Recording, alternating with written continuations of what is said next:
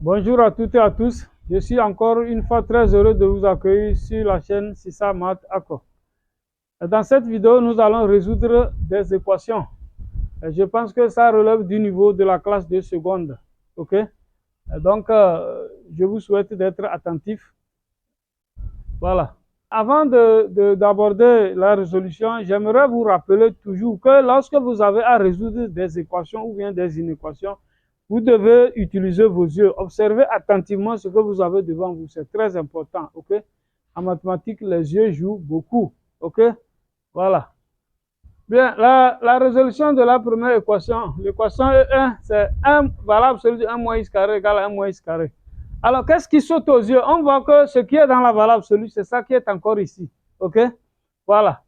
Donc, mais il y a une propriété qui nous dit que si nous avons valable absolue d'un nombre A, voilà, la valable absolue de A, la propriété de la valable absolue dit quoi?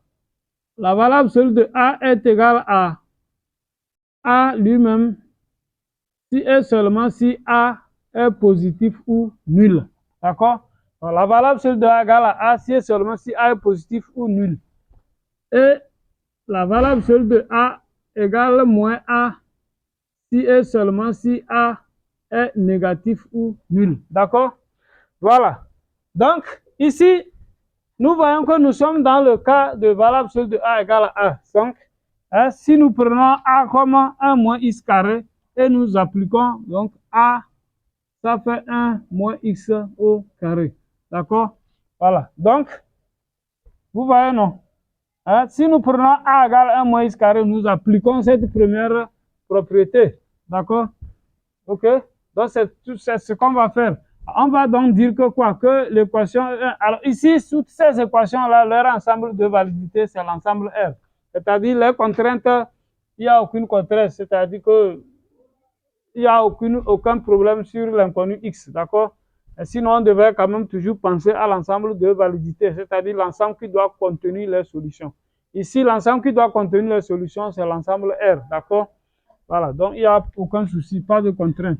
Maintenant, nous passons directement à la résolution. On va dire que l'équation E1 est équivalente à quoi? E1 est équivalente à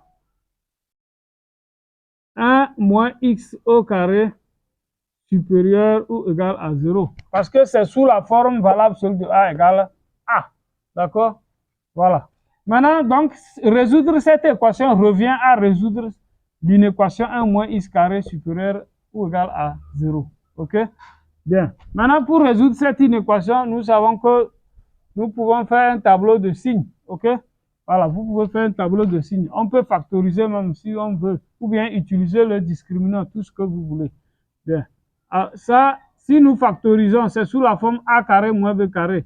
Donc, ça fait 1 moins x facteur de 1 plus x, voilà, supérieur à 0.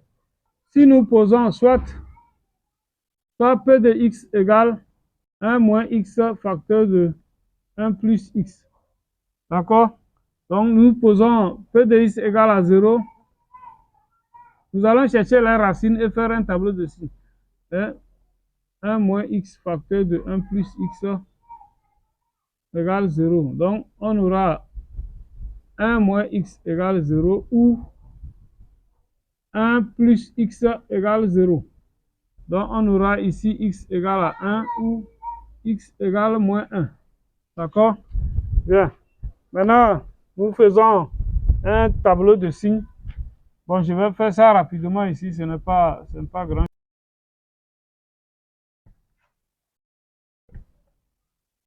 Alors, lorsqu'on a un polynôme du second degré dont on veut étudier le signe, on peut juste faire un tableau à deux lignes comme ça.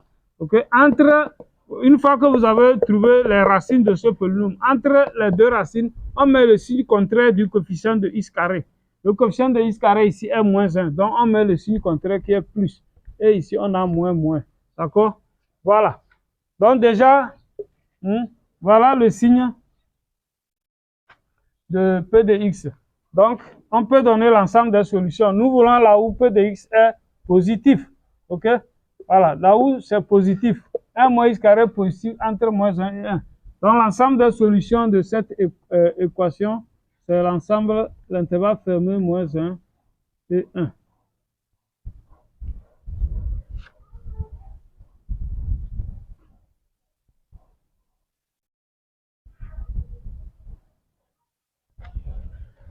Voilà l'ensemble des solutions de l'équation E1. Aussi simple que ça. Bien. Bien. Maintenant, nous allons passer à la résolution de l'équation E2. L'équation E2, c'est quoi? On nous dit valable absolue de moins x carré plus 2x plus 3 égale x carré moins 2x moins 3. Voilà. Donc, on voit que ici, cette fois-ci, nous sommes dans un cas où, vous voyez, x carré moins 2 plus moins 3 est l'opposé de ce qui est dans la valeur absolue. Donc, nous avons une équation du type valeur absolue de a égale moins a. D'accord? Voilà. Nous sommes dans le cas valeur absolue de a égale moins a. Donc, l'équation E2 est équivalente à quoi? Et cela équivaut à a négatif. Donc, ce qui équivaut tout simplement à résoudre une équation, voilà, plus 2x plus 3 inférieur ou égal à 0. D'accord? Voilà. Donc, nous allons, si vous avez des inéquations comme ça, c'est un polynôme du second degré. Vous pouvez chercher la forme canonique ou bien le discriminant. Bon, moi, je vais utiliser le discriminant. D'accord? Donc, si nous posons soit P de x égale moins x carré plus 2x plus 3. Hein? Le discriminant du polynôme P, ça fait moins 4 AC fois 3. Alors, 4 fois 3, 12, plus 4, 16. Le discriminant est égal à 16. OK? Donc, la racine du discriminant, ça fait 4. Donc, nous avons x1, les solutions. Moins b, moins racine du discriminant.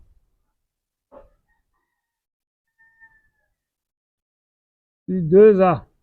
Je rappelle que ici, a c'est a égale moins 1, b égale 2 et c égale à 3. C'est le coefficient a, b, c. OK? Voilà. Donc, on a un polynôme du second degré. Bon, on applique ça, ça nous donne quoi? Moins 2, moins 4 sur 2 fois a. 2 fois moins 1, ça fait moins 2. Donc, nous avons moins 6 sur moins 2, ce qui donne 3. Maintenant, x2, ça fait moins b plus racine du discriminant sur 2a. Ça fait moins 2 plus 4 sur moins 2, ce qui donne 2 sur moins 2, ce qui donne moins 1. D'accord? Bien, une fois que vous avez trouvé x1, x2, on fait un tableau de signes.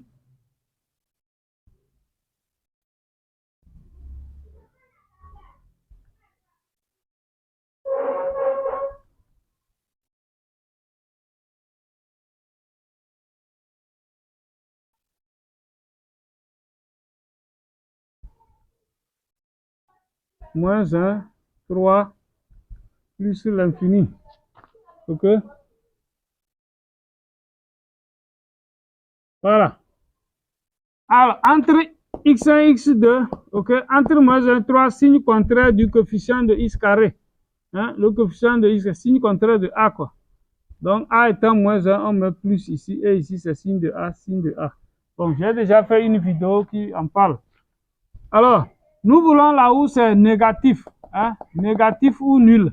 Donc, l'ensemble des solutions de cette inéquation, ça fait l'intervalle moins l'infini à moins 1 fermé. Voilà, c'est négatif ici et là. Union, l'intervalle fermé 3 à plus l'infini. OK? Voilà l'ensemble des solutions de cette inéquation. Bien, maintenant nous allons aborder la troisième équation.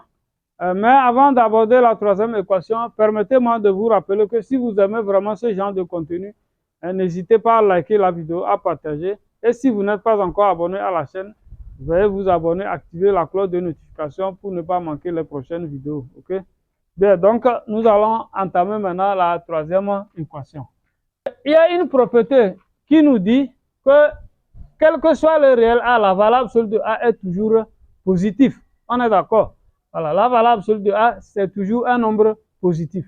Maintenant, on nous dit l'équation E3, 3 valeur absolue de 3x au cube plus 4x carré moins 5x plus 6 égale à 2 moins racine carrée de 5. Alors, je vous disais qu'il faut observer attentivement. Il y a des choses qui peuvent sauter aux yeux. Mais quand nous regardons 2 moins racine carrée de 5, hein, ce nombre-là, il faut qu'on connaisse son signe. OK? Puisque on dit valeur absolue de A est toujours positif. Mais, donc, puisque valeur absolue de A est toujours positif, ça veut dire que valeur absolue de 3x au cube plus 4x carré moins 5x plus 6 hein, est positif, quel que soit. Voilà. Donc, ceci est positif, quel que soit x appartenant à R. OK? Maintenant, or 2 moins racine carrée de 5 hein, est un nombre négatif. Hein, négatif pourquoi? Parce que 2 est plus petit que racine carrée de 5. Car 2 est inférieur à racine de 5. Bon. Donc, si 2 moins racine est négatif, comment un nombre positif peut être égal à un nombre négatif? Hein, ça n'a pas de sens. Hein, donc, l'égalité, l'équation E3 n'a pas de sens, quoi. Voilà. Donc, E3 n'a pas de sens. Autrement dit, c'est une égalité impossible. OK? Voilà. L'équation est insensée. Donc, l'égalité là est impossible. Et puisque l'égalité est impossible, ça veut dire qu'aucun nombre réel ne peut être solution de cette équation. Hein? Donc, on en déduit que l'ensemble des solutions de cette équation, c'est l'ensemble vide. Hein? L'équation n'a pas de solution.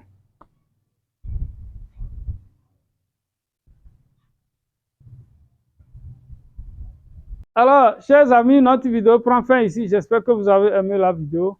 Merci pour votre attention. À bientôt pour une nouvelle vidéo. Bye bye.